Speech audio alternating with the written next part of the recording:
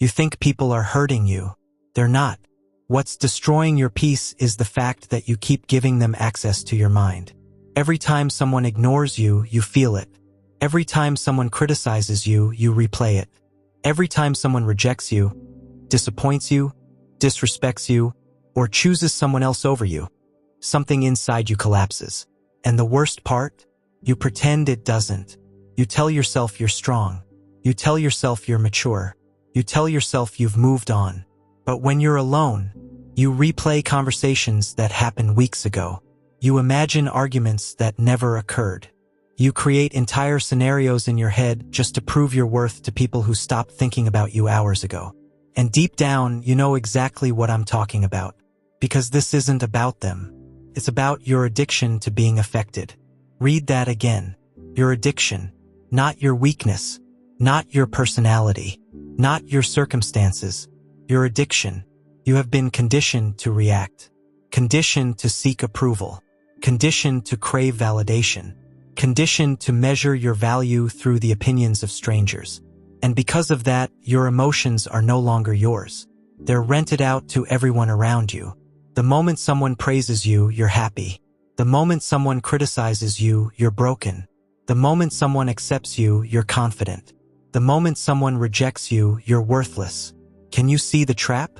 Your emotional state changes based on other people, which means your life is no longer yours. It's theirs. And that's where your suffering begins. If you're one of the few people willing to confront uncomfortable truths instead of running from them, subscribe and join this community. Because what you're about to hear will challenge everything you've been taught about emotions, relationships, respect, and power. Most people spend their entire lives trying to control the world. Stoics understood something different. The world was never the problem. Your reaction to it was. Think about that. Two people experience the exact same insult. One laughs. One cries. The insult was identical. The reaction wasn't. So where did the pain come from? Not from the event. From the interpretation. And that's the first truth most people never discover. Your suffering is not created by reality. It's created by the story you attach to reality. Someone ignores your message. You tell yourself they don't care. Someone cancels plans. You tell yourself you're not important. Someone disagrees with you. You tell yourself you're being attacked. Notice what's happening? The event is neutral. Your interpretation creates the wound. The mind becomes its own prison. And most people spend decades trapped inside it. They think freedom means getting what they want. More money, more respect, more attention, more love. But real freedom begins when you stop needing those things to feel whole. Because every need creates a chain. The more desperately you need something, the more power it has over you. Need approval? People control you. Need attention? Society controls you. Need validation? Strangers control you. Need constant affection? Relationships control you. The person who needs the least becomes the hardest to manipulate. And that's why emotional independence terrifies people. Because emotionally independent individuals cannot be controlled. Think about the people who upset you most. Why do they have power over you? Because they possess something you believe you need. Their approval, their affection, their acceptance, their attention. The moment you stop needing it, their power disappears. But this is where most people become uncomfortable. Because they don't actually want freedom. They want comfort. And comfort is expensive. Comfort demands dependence. Comfort demands attachment. Comfort demands vulnerability to things outside your control. That's why so many people suffer. Not because life is hard, but because they're emotionally attached to outcomes they cannot control. They expect people to behave a certain way. They expect loyalty. They expect gratitude. They expect fairness. They expect understanding. And every expectation becomes a future disappointment waiting to happen. The Stoics knew this. The moment you expect the world to obey your desires, suffering becomes inevitable. Reality does not negotiate. Reality does not care about your preferences. Reality simply is. And the stronger you become, the more you stop arguing with it. Imagine how much energy you've wasted trying to change things you couldn't control, trying to make people understand you, trying to make people appreciate you, trying to make people stay, trying to make people love you, trying to make people respect you. Years of your life, gone. Not because those people were powerful, but because you gave them power. That's the second mindset shift. Nobody controls your emotions without your permission. You hand them the key, every single time. Now here's where it gets darker, because some people know this. Some people understand that emotional reactions are weaknesses, and they exploit them. They know exactly what to say, exactly what to withhold, exactly when to ignore you, exactly when to give attention, exactly when to pull away. They understand a brutal law of human psychology. People chase what they fear losing, which means the more emotionally dependent you become, the easier you become to manipulate. This is why attention has become one of the most valuable currencies on earth. Everyone wants it. Everyone chases it. Everyone measures themselves by it. Likes, views, comments, messages, notifications, tiny hits of validation, tiny emotional rewards, tiny doses of approval. And before long, people become addicted. Not to happiness, to validation. There's a difference, a huge difference. Happiness comes from within.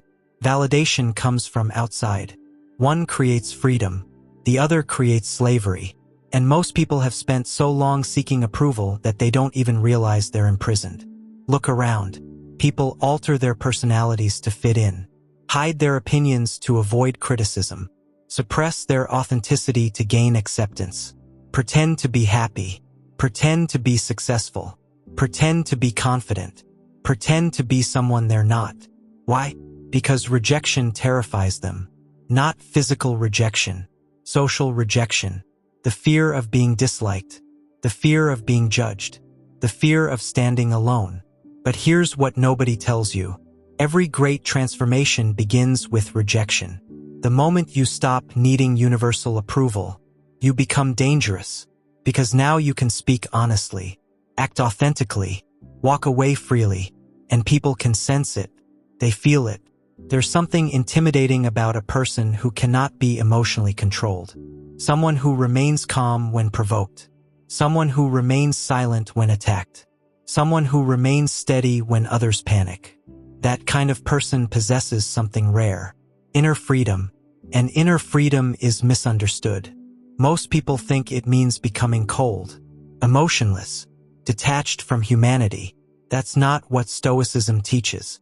Stoicism isn't about feeling less. It's about being ruled less by what you feel. Huge difference. A storm may appear inside you. Anger, jealousy, fear, disappointment, pain. The Stoic doesn't deny the storm. The Stoic simply refuses to become it. And that's where real power begins. Not when emotions disappear, but when they stop controlling your behavior. Because emotions are temporary. Actions create consequences. One angry moment can destroy years of progress. One emotional reaction can expose years of insecurity. One impulsive decision can change an entire life. And yet most people continue living emotionally, reacting, exploding, defending, justifying, arguing, proving, seeking, chasing, needing, without ever realizing they're giving away pieces of themselves, piece by piece, day by day, until eventually they wake up and wonder why they feel exhausted. Because emotional dependency is exhausting. Trying to manage people's opinions is exhausting. Trying to keep everyone happy is exhausting. Trying to maintain an image is exhausting. Trying to earn validation is exhausting. And maybe that's why you're here. Maybe you're tired. Not physically, mentally, spiritually, emotionally.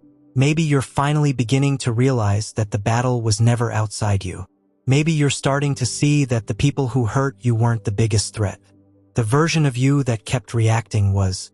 And if that's true, then the most dangerous prison you've ever lived in wasn't built by other people. It was built inside your own mind. But what if that prison is even deeper than you think? What if the people controlling your emotions aren't just individuals? What if an entire system has trained you from childhood to become emotionally dependent without you ever noticing? And once you see it, you'll never be able to unsee it. From the moment you entered this world, you were trained to react. Not consciously, not intentionally, but systematically. As a child, you learned that approval felt good. A smile from your parents, praise from your teachers, acceptance from your friends. Every reward taught your brain the same lesson. Your value comes from other people, and every punishment reinforced it. Criticism, rejection, embarrassment, humiliation, being ignored, being excluded. Slowly, without realizing it, you began building your identity around external feedback. You stopped asking, "What do I think of myself?" and started asking, "What do they think of me?" That question became your prison. Because once your self-worth depends on external approval, you lose ownership of your inner world. Now every room becomes a courtroom. Every conversation becomes a test. Every interaction becomes a performance. You stop living. You start managing perceptions. You start calculating every word, every action, every opinion. You become a prisoner of invisible observers. And the tragedy is that most people never notice. They spend decades chasing acceptance while calling it happiness. But happiness built on approval is fragile. Because approval is unstable. The crowd changes. Opinions change. Trends change. People change. The same people applauding you today can criticize you tomorrow. The same people praising you can betray you. The same people promising loyalty can disappear without explanation. Yet most people continue building their identity on something so unstable. Then they wonder why they feel anxious, why they feel insecure, why they constantly overthink. Because they have built their house on sand. And every opinion becomes an earthquake. This leads to one of the most dangerous addictions in existence. Not drugs, not alcohol, not money, validation.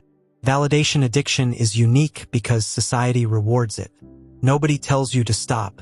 In fact, they encourage it. Post more, share more, seek more attention, gain more followers, get more approval, become more visible. The world constantly whispers the same message. You are only as valuable as the attention you receive, and millions believe it. But here's the uncomfortable truth. Attention and respect are not the same thing. Many people receive attention. Very few command respect. Attention can be purchased. Respect must be earned. Attention is loud. Respect is silent. Attention seeks the crowd. Respect survives without it. Most people spend their lives chasing attention while starving for respect. And because of that, they become emotionally dependent on being seen. The moment nobody notices them, they feel invisible. The moment nobody validates them, they feel worthless. The moment nobody reassures them, they feel abandoned. But true power begins when your value no longer fluctuates with other people's attention. Imagine waking up one morning completely free from the need to impress anyone. No proving, no performing, no explaining, no defending, just peace. Do you understand how rare that is? Most people have never experienced it. Not once. Because they're constantly seeking confirmation that they matter. And that's why silence terrifies them. Silence removes distractions. Silence removes validation. Silence removes escape routes. Suddenly they're alone with themselves. And that's when they discover something frightening. They don't actually know who they are. Without approval, without attention, without labels, without roles, without status. Who are you then? Most people cannot answer. Because their entire identity was constructed through external reactions. This is why loneliness feels unbearable for some people. Not because being alone is painful, but because being alone exposes dependency. The dependency they spent years hiding from. The dependency they disguised as love, friendship, success, achievement, recognition. But underneath all of it was fear. Fear of facing themselves. Fear of discovering they have built their lives around approval. And fear always seeks comfort. This is why comfort can become dangerous.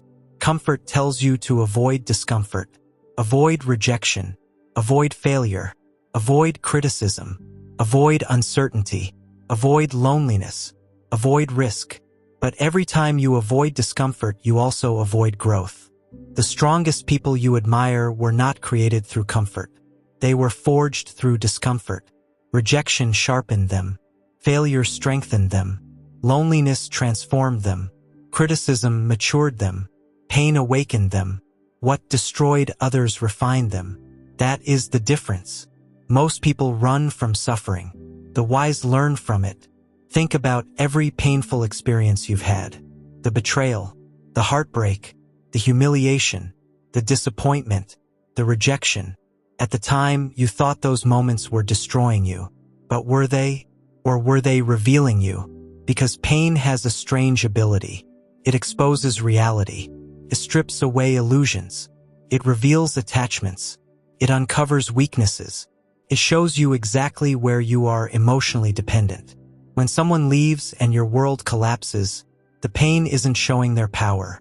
It's showing your attachment. When criticism destroys your confidence, the pain isn't showing their strength. It's showing your insecurity. When rejection breaks your identity, the pain isn't showing their importance. It's showing where you placed your self-worth. This realization changes everything, because now pain becomes information. Instead of asking, "Why did this happen to me?" you begin asking, "What is this revealing about me?" That question transforms suffering into wisdom, and wisdom creates freedom. But freedom demands something most people refuse to give. Responsibility. Not responsibility for what happened. Responsibility for your response. That's where power lives. Not in controlling events. Not in controlling people. Not in controlling outcomes. But in controlling yourself. Marcus Aurelius understood this thousands of years ago. The battle was never external. The battlefield was the mind. Every day, every hour, every moment, you are either governing your thoughts, or your thoughts are governing you. There is no middle ground. And this is where the real war begins. Because once you stop blaming people, circumstances, and events, you lose your favorite escape route. You can no longer point fingers. You can no longer play victim. You can no longer wait for rescue. Now the spotlight turns inward, and what it reveals can be uncomfortable. You start noticing how often you seek validation, how often you react emotionally, how often you crave approval, how often your mood depends on others, how often fear influences your decisions, how often insecurity controls your behavior. The mask begins to crack, and underneath it, you discover someone you haven't met in years. Your real self, not the performance, not the image, not the persona, the real self, the one buried beneath expectations, the one hidden beneath approval addiction, the one suffocated beneath years of social conditioning. And when that person finally begins to emerge, something extraordinary happens. You stop chasing. You stop begging. You stop proving. You stop forcing. You stop seeking permission to exist. For the first time, you begin standing on your own. And people notice, not because you're louder, but because you're quieter. Not because you're trying harder, but because you're detached. Not because you're seeking attention, but because you no longer need it. Ironically, the less validation you need, the more powerful you become. The less approval you seek, the more authentic you become. The less affected you are, the more respected you become. Because people can sense inner freedom. They can feel it. They may not understand it, but they feel it. And that's when a strange thing begins to happen. The people who once controlled your emotions lose their influence. Their criticism feels weaker. Their approval feels less important. Their absence feels less painful. Their opinions feel smaller. The chains begin to break, one by one. But there is still one chain left. The strongest chain. The chain almost nobody notices. The chain that secretly controls entire lives. The chain that keeps intelligent people trapped. The chain that makes strong people weak. The chain that turns freedom into slavery. And until you break it, you will never become truly unaffected. Because the final prison isn't built by other people. It's built by your own expectations. And what those expectations are doing to your life right now is far more destructive than you realize. Expectations are silent contracts that nobody signed. Yet you keep handing them out. You expect loyalty. You expect gratitude. You expect understanding. You expect fairness. You expect people to appreciate everything you do. And when they don't, you suffer. Not because reality betrayed you, because your expectations did. This is one of the hardest truths to accept. Most emotional pain is not caused by what happened. It's caused by what you thought should have happened. You expected the friend to stay. You expected the relationship to last. You expected the effort to be returned. You expected the sacrifice to be recognized. You expected the truth to be rewarded. You expected life to be fair. But reality never agreed to those conditions. Reality owes you nothing. And once you truly understand that, a strange peace begins to emerge. Because expectations create emotional dependency.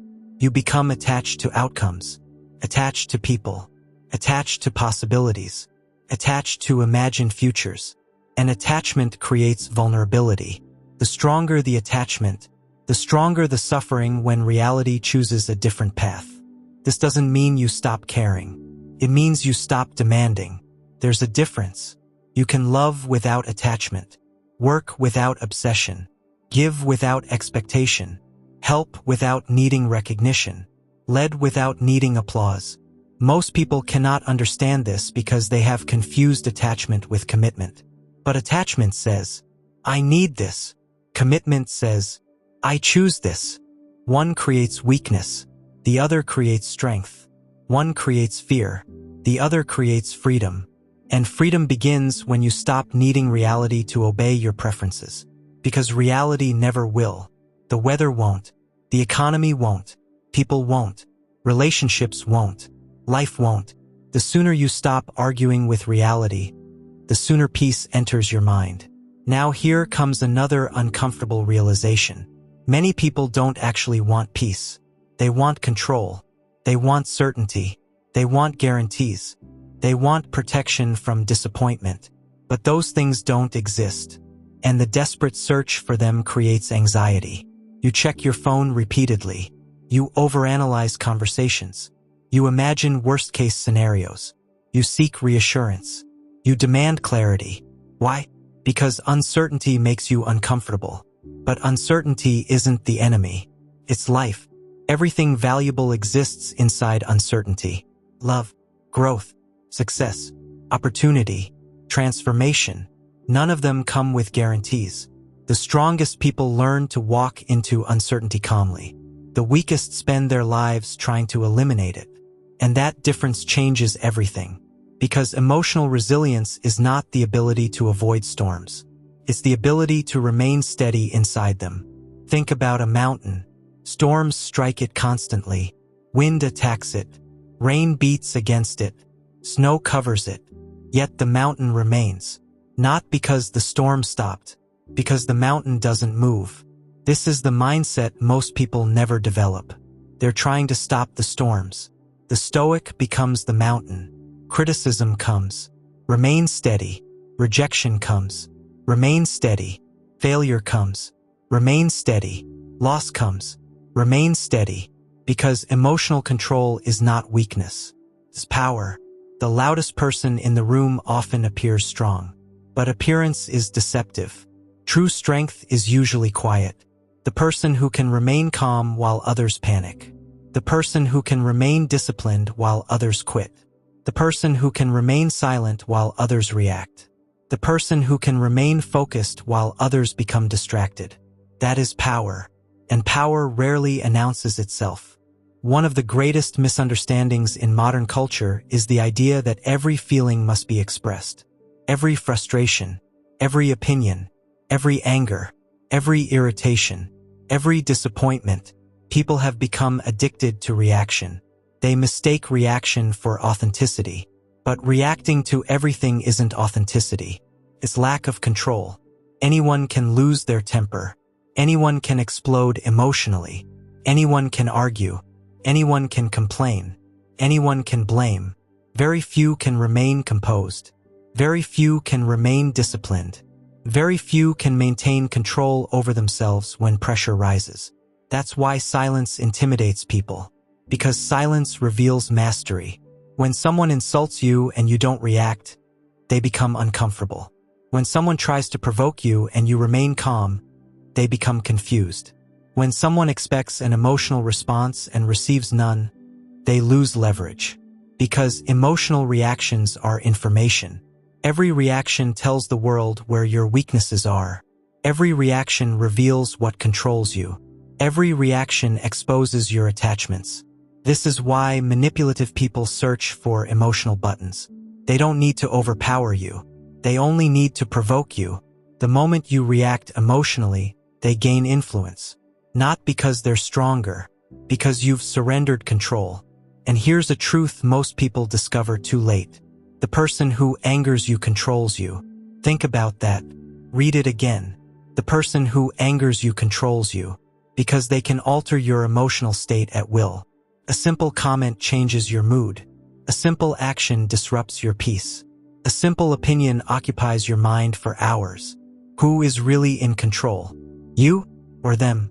Most people never ask this question, because the answer is uncomfortable.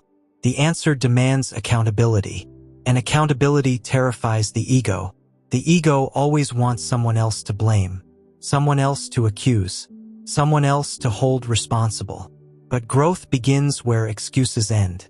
And that's when you begin discovering something extraordinary. You don't need people to behave differently. You need yourself to respond differently. That realization changes the entire game. Now your focus shifts inward. Instead of controlling the world, you begin mastering yourself. Instead of demanding respect, you become respectable. Instead of seeking confidence, you build competence. Instead of chasing approval, you develop character. Instead of needing attention, you cultivate purpose. And purpose is important, because people without purpose become vulnerable to distraction. They become vulnerable to drama, vulnerable to validation, vulnerable to emotional dependency. When you lack purpose, other people become your focus. Their opinions, their behavior, their approval, their rejection, their attention, their absence. But when you have purpose, your attention shifts. Now your mission becomes larger than your emotions, larger than your fears, larger than your insecurities. And suddenly, many of the things that once upset you begin to look insignificant. Not because they changed, because you changed. This is where transformation begins. Not when life becomes easier, but when your perspective becomes stronger. The insult that once ruined your day becomes irrelevant. The rejection that once broke your confidence becomes fuel. The criticism that once wounded your ego becomes information. The loneliness that once frightened you becomes training. The silence that once felt empty becomes peace. Everything changes, not externally, internally. And once that shift happens, there is no going back. You begin seeing people differently.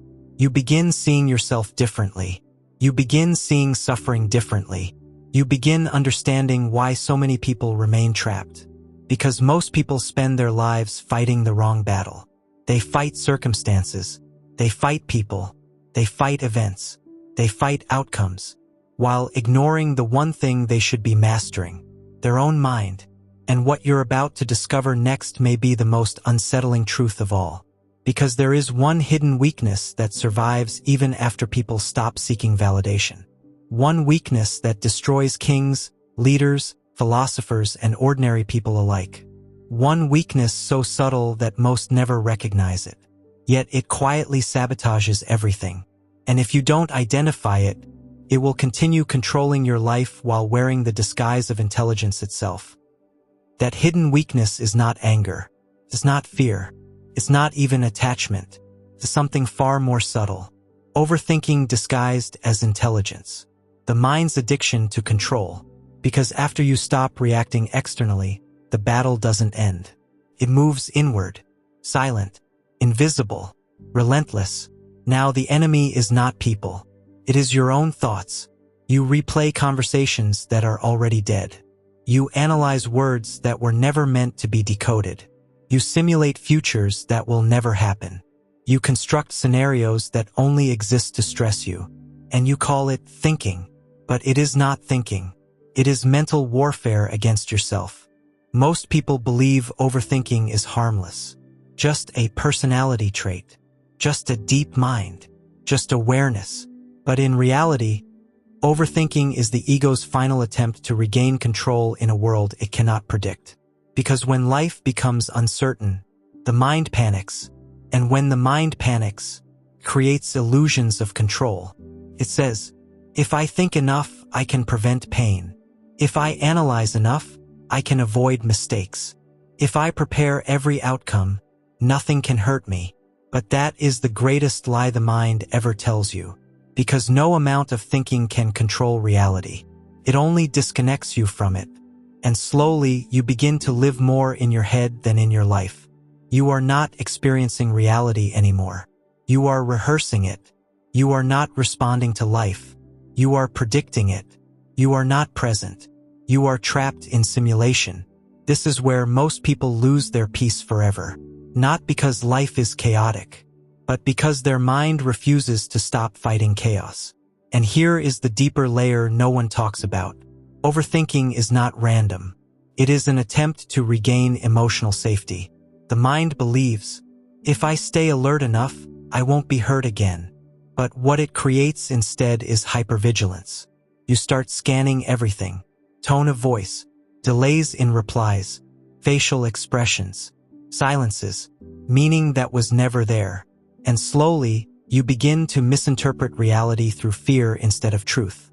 This is mental warfare, not from the outside, from within. And the irony is brutal. The more you try to protect your peace through thinking, the more you destroy it. Because peace does not come from control.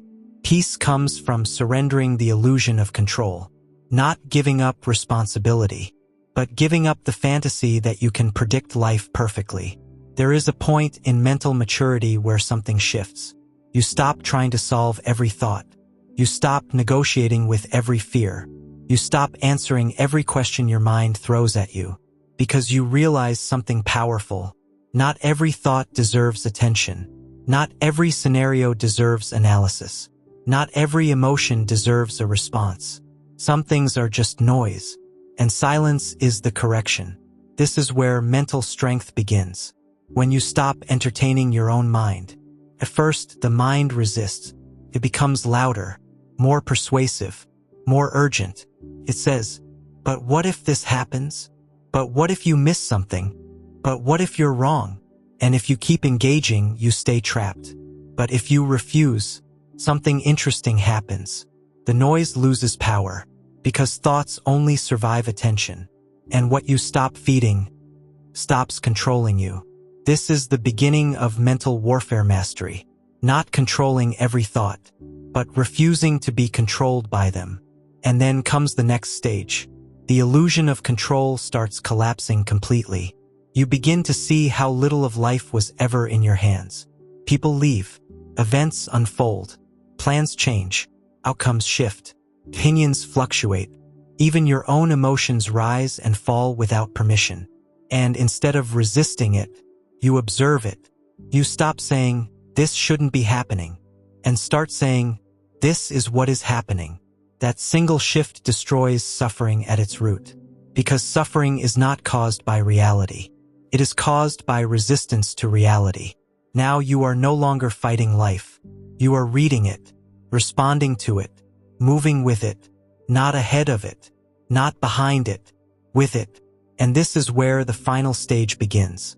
Not emotional numbness, not detachment from life, but something far more powerful. Unshakable presence. You still feel, but you are not ruled by what you feel.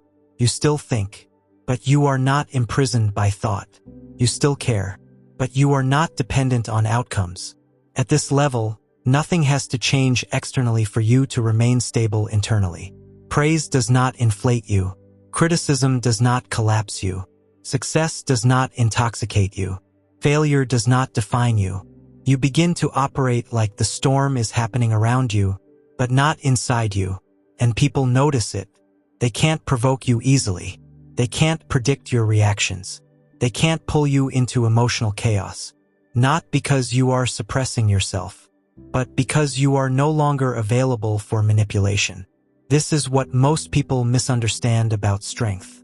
Strength is not intensity. It is stability, and stability is rare, because the world is designed to destabilize you. Notifications, opinions, arguments, comparisons, noise, constant stimulation, constant emotional triggers, constant opportunities to lose yourself. But when you reach this final stage, you are no longer participating in the chaos. You are observing it from distance, not disconnected from life, but no longer entangled in it. And in that space, you find something most people never experience. Clarity, not the clarity of answers, but the clarity of not needing answers for everything. Now you see life as it is, not as your mind insists it should be. And that is freedom. Real freedom, not external freedom. Internal independence, the kind no one can take from you. Not circumstances, not people, not loss, not time. Because you are no longer fighting reality. You are aligned with it.